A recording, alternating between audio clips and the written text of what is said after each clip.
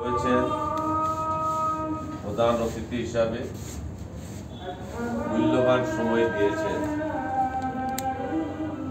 যাকে আমরা কাছে পেয়েছি পূর্ববর্তী বক্তাদের কাছ থেকে। ওনার পরিচয় অনেক কিছু আপনারা জানতে পেরেছেন। শ্রদ্ধেয় সেলিম আউয়াল সাহেব এখানে উপস্থিত রয়েছেন। পৌর জামাতের আমি সমাজসেবক ২ নম্বর ওয়ার্ডের সাবেক মেম্বার জনাব আব্দুল সুবহান সাহেব উপস্থিত রয়েছেন। জামাতের নায়েবে আমি, যিনির সাথে আমি যখন ক্লাস 10-এর ছাত্র ছিলাম তখন ওনার সাথে আমি বিশ্বনাথ সংঘ বলে একটি সংস্থা ছিল, ওনার সাথে দীর্ঘদিন একসাথে কাজ করেছি। জনাব এমাদউদ্দিন সাহেব, ক্লাবের মুসন আলী সাহেব সহ আমার সম্মুখে আমার এই বিশ্বনাথের অবস্থা দেখেন। যদি ভালো কর্ম করত তাহলে মানুষ আজকে বিপদগামী হতো না। এখানে ছিল অন্যায় অবিচার, ঠিক মতো আমার ব্যক্তিগত অফিসে বসতে পারতাম না। তাই এই যে বৈষম্য বিরোধী ছাত্র জনতা দেশকে নতুন একটি স্বাধীনতা এনে উপহার দিয়েছে। হায়াত আল্লাহ পাক রব্বুল আলামিন দিয়ে থাকেন তাহলে উনি চলে আসবে, হায়াত না থাকলে ভিন্ন কথা। তাই বিশেষভাবে প্রিয় সাংবাদিক ভাইয়েরা, অনেক কথা বলার ছিল, অনেক কথা বক্তব্যে দাঁড়ালে অটোমেটিক চলে আসে। এই যে মানুষের দুঃখ ব্যথা বেদনা 16টি বছর বলার মতো জায়গা ছিল না। ধাপে ধাপে রেস হলাম, জেলে গেলাম। নায়েবে আমি ইমামউদ্দিন সাহেব, আমার সুবহান মেম্বার সাহেব সহ জেলের মধ্যে ওনাদের সাথে আমার সাক্ষাৎ হলো। ওনারা এক জায়গায়, আমি এক জায়গায়। আমি বললাম শেষ পর্যন্ত আপনিও জেল কাটতে হলো। আমি কাটি ধাপে ধাপে, সমস্যা নেই। এই আওয়ামী লীগের শাসন আমলে আমি আমার বক্তব্য থেকে কখনো বিরত থাকি নাই। ওদের বিরুদ্ধে আমি 16টি বছর বলে গিয়েছি। এর জন্য বারবার ধাপে ধাপে আমাকে অ্যারেস্ট হতে হয়। আমারও বাচ্চারা রয়েছে কলেজে, বিভিন্ন স্কুলে লেখাপড়া করে। ওনাদের লেখাপড়ায় অনেক বিঘ্ন ঘটেছে। তাদের সাথে লেখাপড়া করেছি।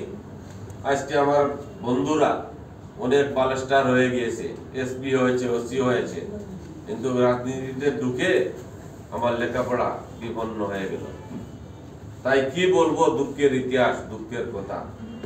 আপনারা উপজেলা প্রেস ক্লাবের সাংবাদিক ভাইরা, আপনারা সত্যকে উদ্ঘাটন করবেন, কাউকে ভয় পাবেন না। আপনারা কেউ অধীনে চাকরিও করেন না। এই রাজত্ব কেউ লেখক পাবে না।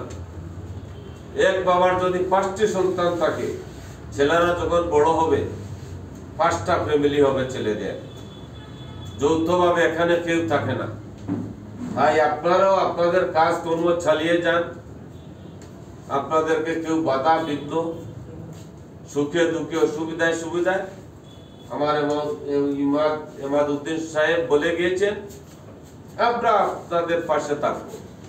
আজকে আপনারা যাকে প্রধান অতিথি হিসাবে নিয়ে এসেছেন, আমাদের বিশ্বনাথের আরেকজন গর্ভধারিণী মায়ের সন্তান, আমাদের ভাই, ওনার সান্নিধ্য আপনারা পেয়েছেন। আজকে হয়তো ওনার সাথেও আমার নতুন করে পরিচয় হয়েছে। আশা রাখি ওনার কাছ থেকেও আমরা মূল্যবান কথাগুলো শুনব। রাজনীতি, সমাজনীতি সেগুলো হলো ভিন্ন জিনিস। প্রতিযোগিতা থাকতে পারে, ব্রেন দিয়ে আপনি ঘৃণার চোখে দেখবে। এখনকার মানুষ সবই বাস্তব চায়, সুন্দর পরিবেশে সামাজিকভাবে বসবাস করতে চায়। তাই বিশেষভাবে আপনাদের লন্ডন থেকে সম্ভবত হয়তো রাজন সাহেব বক্তব্য দিয়েছেন, আমাদের কাছে সালামও দিয়েছেন। আমরা ওনাকে ধন্যবাদ জানাই। তার পাশাপাশি আপনার আমাদের ভাই, আপনাদের বাড়ি এই বিশ্বনাথেই, হয়তো তৃণমূল পর্যায়ে বিভিন্ন জায়গায় হতে পারে। আর আমি তো বললাম, যিনি আজকে সভাপতিত্ব করতেছেন, ওনার বাবা খালামিয়া মেম্বার একজন প্রসিদ্ধ সামাজিক মানুষ, বিচার আচারে সব সময় যেতেন। ওনাদের পাশে আমি বসার মতো সুযোগ পেতাম। ওনারা আমাকে খুবই আদর করতেন। করিমরে তোর গাটুরি বান, আসিবে আজলি তুফান, মানবে না দুহাই দিলে। আপনারা আপনাদের কার্যক্রম চালিয়ে যান। কেউর কাছে আপনারা কোনো অবস্থায় বদ্ধপরিপন্ন নয়। তাই প্রশাসনিকভাবেও আপনারা সুন্দরভাবে আপনারা আপনাদের কাজ করবে, যাতে প্রশাসনও দুঃখ পেতা না পায়। প্রশাসনিকভাবে প্রশাসনেরও অনেক জিনিস রয়েছে গোপনীয়, সেই দিক দিয়ে আপনাদেরও লক্ষ্য রাখতে হবে। এখন সাংবাদিক বলতে দেখবেন ফেসবুক হাতে নিয়ে কোথায় ছবি উঠায়, কি বলে কি না, তার কতটুকু লেখা দিয়ে আপনারা সচেতন থাকবেন। আপনাদের উপজেলা প্রেস ক্লাবে আপনারা দেখে শুনে ভালো পপুলার সাংবাদিকদেরকে আপনারা নিয়ে রাখবেন। আপনারা যাতে সামনের দিকে এগিয়ে যান এবং সুন্দরভাবে যেন আপনাদের কথাগুলো পেপার পত্রিকার মধ্যে তুলে ধরতে পারেন। এখানে অজিত বাবু সহ আপনারা যারা রয়েছেন, আমার এক ভাই উনিও রয়েছেন, মুসন আলী সাহেব সহ রয়েছেন। আপনাদের কাছে আমার একটাই দাবি, আপনারা আপনাদের কাজকর্ম চালিয়ে যেতে সেখানে কেউ বাধা বিঘ্ন দিবে না, করবেও না।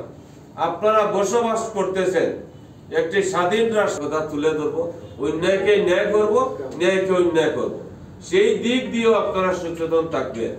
আপনারা আশা রাখি সবাই শিক্ষিত জ্ঞানী গুণী মানুষরা, আপনারা আমার যে হয়তো আপনাদের জ্ঞান বুদ্ধি আরো বেশি হতে পারে। তাই বিশেষভাবে ভাইয়েরা, আপনারা আপনাদের কর্তব্য কাজ চালিয়ে যেতে সেই দিক দিয়ে আপনারা যেন কোনো অবস্থায় অন্যায়ের পথ বেছে না নেন, কোনো অবস্থায় না নেন। হোক ধনী হোক গরিব, তার মূল্যবান চেয়ারে বসার অধিকার রয়েছে যোগ্যতা বলে। সে যদি একটা চেয়ারে বসে, সেটা ভালো থাকেন, সুস্থ থাকেন। আপনারা যেভাবে সম্মান দিয়েছেন, যে সম্মানের অংশীদারিত্ব হিসাবে সবার কাছ থেকে বিদায় নিলাম। আসসালামু আলাইকুম।